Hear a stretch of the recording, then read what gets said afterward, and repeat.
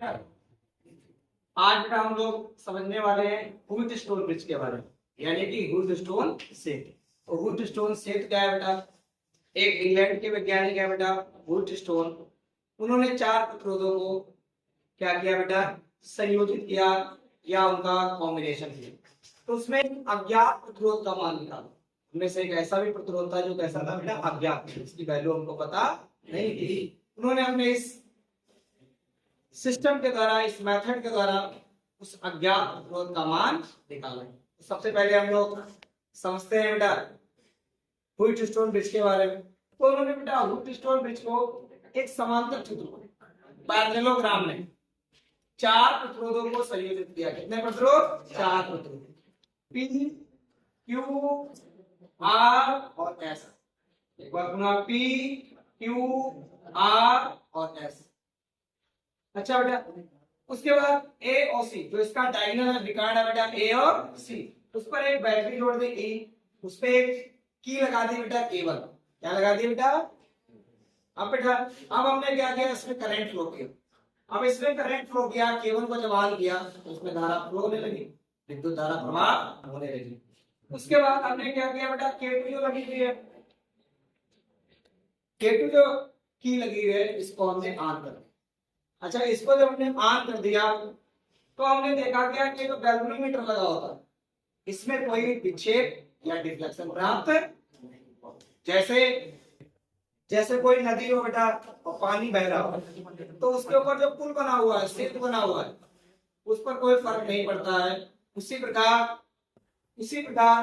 K2 को on करने पर इस बिंदी विकर्ण में यानी जी में गैल्वेनोमीटर होता है, उसमें कोई फर्क नहीं पड़ता, कोई डिफ्लेक्शन प्राप्त नहीं होता। अगर ऐसी स्थिति आती है, तो बेटा इनके संगत प्रतिरोधों का अनुपात, P का संगत कौन होगा? Q, R का संगत कौन होगा? S, P का संगत कौन होगा? Q, R का संगत कौन होगा? S, यानी P बटे Q और R बटे S, ये आपस में कैसे हो गया बेटा? इनका अनुपात बराबर होगा। एक बार पुनः K1 को ऑन किया, करंट फ्लो हुआ। उसके बाद अंदर K2 को ऑन किया, K2 को जो ऑन किया तो इस PD डायगोनल में विकर्ण में कोई भी डिफ्लेक्शन हमें गैल्वेनोमीटर में प्राप्त नहीं होगा। अगर ये पोजीशन ब्रिज की आती है तो ब्रिज को बैलेंस माना जाता है। क्या माना जाता है? अगर वो बैलेंस है तो उनके संगत प्रतिरोधों का अनुपात यानी P बटे Q, ठीक है, और R बटे S का अनुपात आपस में बराबर। अच्छा बेटा, इसकी जो बैलेंस पोजीशन है, कैसे हम इसकी बैलेंस पोजीशन प्राप्त करेंगे? इसका प्रूफ देखो, डेरिवेशन है बेटा। अब हमने क्या किया बेटा? इसका डेरिवेशन कैसे करेंगे? बहुत ज्यादा बोर्ड परीक्षा में पूछा जाता है ये, ठीक है। अब सबसे पहले इसका डेरिवेशन के लिए हमें किरचॉफ के नियम की सहायता से, किरचॉफ का लूप का नियम। तो बेटा बंद पास ABDM। अच्छा, सबसे पहले समझ लो करंट का फ्लो। यहां से आपने मैट्रिक जोड़ी तो एक करंट लिया I, ये A पर क्या हो गया? 2 भागों में बट गया, A पर 2 भागों में बट गया, यानी A B C। करंट कैसा रहा? I1 रहा। कितना रहा? अच्छा, A B C कितना करंट रहा? I2 रहा। करंट A पर 2 भागों में बट गया, यानी कि A B C I1 A B C ऐसा हो गया बेटा, कितना हो गया? अब पहले हम पास की बात करते हैं। पहला बंद पास A B D C, इसकी बात करते हैं बेटा। देखो A B D A, तो बेटा किरचॉफ के लूप के नियम से प्रतिरोध और विद्युत धारा का गुणनफल यानी I1 और उसके बाद बेटा PD में इधर आते हैं बेटा, PD में कोई डिफ्लेक्शन होगा? नहीं होगा। तो यहाँ पे क्या होगा बेटा? इसकी वैल्यू कितनी होगी? 0। कितनी होगी बेटा? अच्छा, उसके बाद DA, लेकिन इसका डायरेक्ट करंट कैसा आ रहा है? ऐसे आ रहा है, तो हम लोग कैसे आ रहे हैं? यहाँ चिन्ह किसका दिया जाएगा? माइनस का। हम लोग क्लॉकवाइज चल रहे हैं और ये कैसा है? Anti clockwise. यहाँ कैसा रहेगा? माइनस। बेटा यहाँ पे करंट कितना? I2 और प्रतिरोध कितना है आर, तो कितना हो जाएगा माइनस के I2 इंटू आर।